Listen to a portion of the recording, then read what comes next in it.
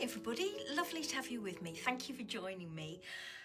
Right, okay, so today is prompt 26, which as you can see falls on this page, and the next prompt in line is postcard. Now I'm going to swap these two pages around. The reason for that is when I saw what the prompts were going to be, I started having a little think about what I could do on each page, and I also wanted to see where the prompts actually fell.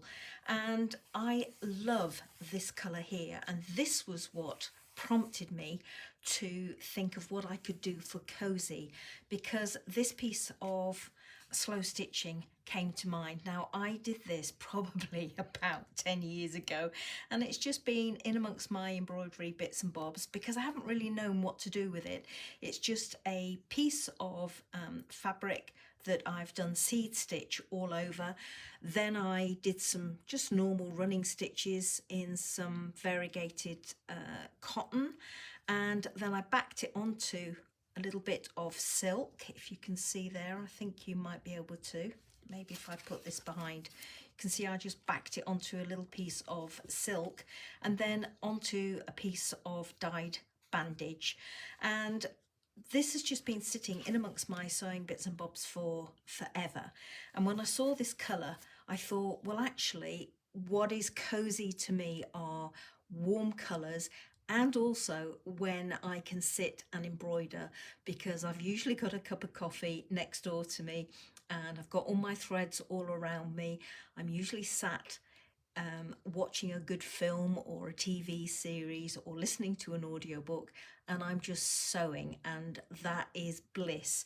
So I thought that that's what cosy means to me, and this I wanted to represent that. Now I love this against this colour, but not against that colour. It gets really washed out against that colour, and I've auditioned it through the book or through this little journal to see where it would sit best, and actually that colour is just perfect.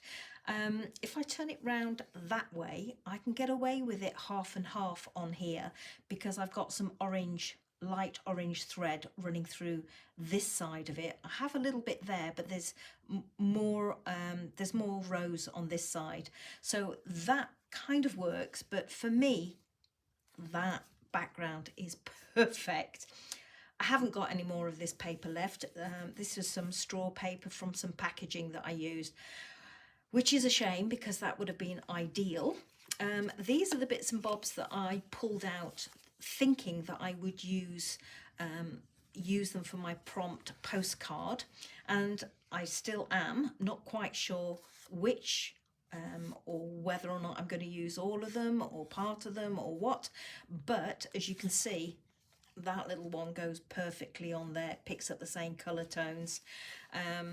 And also I've got this oriental origami bookmark that I made, and I was going to glue that onto my page and pop my postcard underneath it.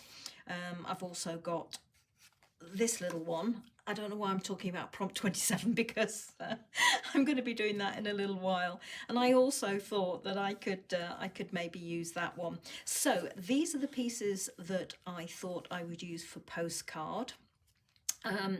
But what brought to mind what I should do on here was the little oriental bookmark that I just stamped with some random oriental or Asian stamps. And what made me think I could do on this page, whilst I'm losing most of that, I still retain the right shade, I think, for this little piece. And I thought I could do something like that and just keep it really, really simple. This is very lightweight. It's vintage temple paper, and that's a single thickness, so I'm going to double it up. I've got a plain piece here from the same Asian journal. It is double, but trust me, it's quite fine. There we go. So there we go.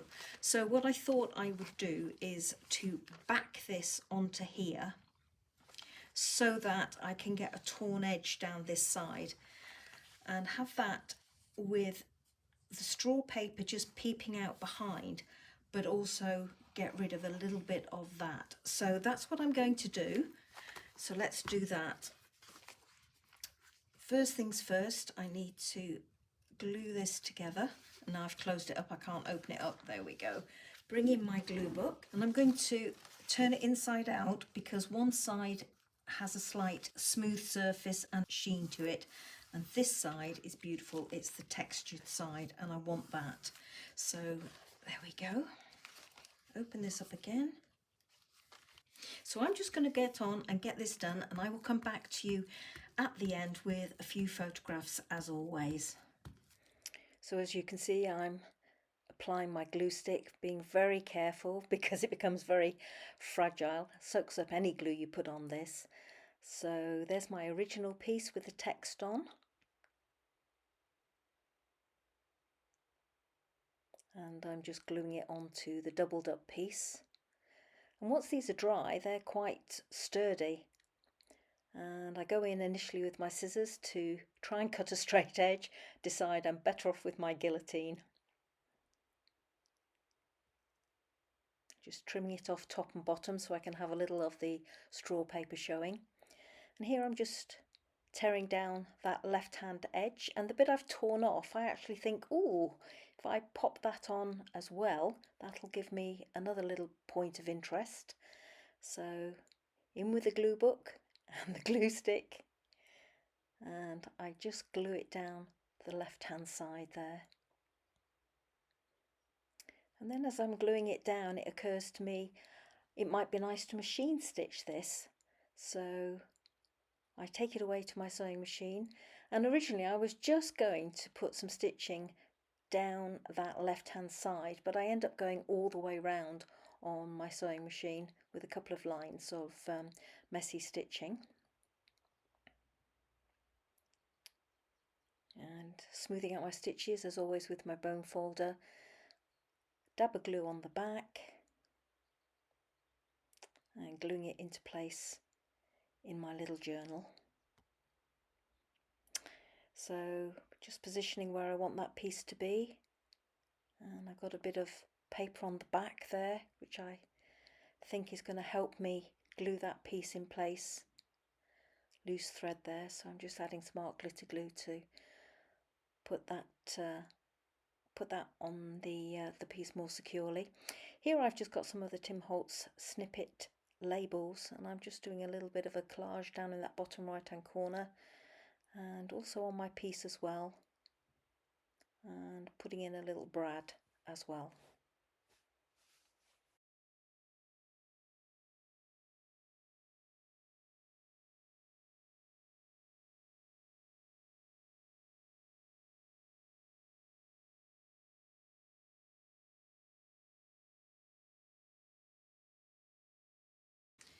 So this is my finished page, and I stitched around the outside of my page once I'd backed it onto some more of this vintage temple paper. So I stitched all the way around the outside with a zigzag stitch on my machine just to tie in the stitching. So I've got machine stitching and hand stitching here, and I went in with some of the Tim Holtz ephemera pack snippets, snippet labels. So these, absolutely love these, love the size of them.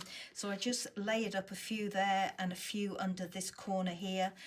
Then I put two here just to break up that square, and another one's an oval, as you can see, and the other one went across, and I've just snipped the edges so that it blended in. And then I went in with a tiny little gold brad to pick up the gold threads that are on the piece of fabric that I slow stitched over the top. And there's a little piece of vintage book text underneath there, which is something else that makes me feel very happy and cozy. So there we go, everybody. I hope you like it. Really, really simple for this one, but then some days they don't need to be complicated, do they? Well, I'm hoping not anyway. So thank you so much for joining me. As always, some photographs at the end for you to have a closer look. Take care until the next video. Bye bye now.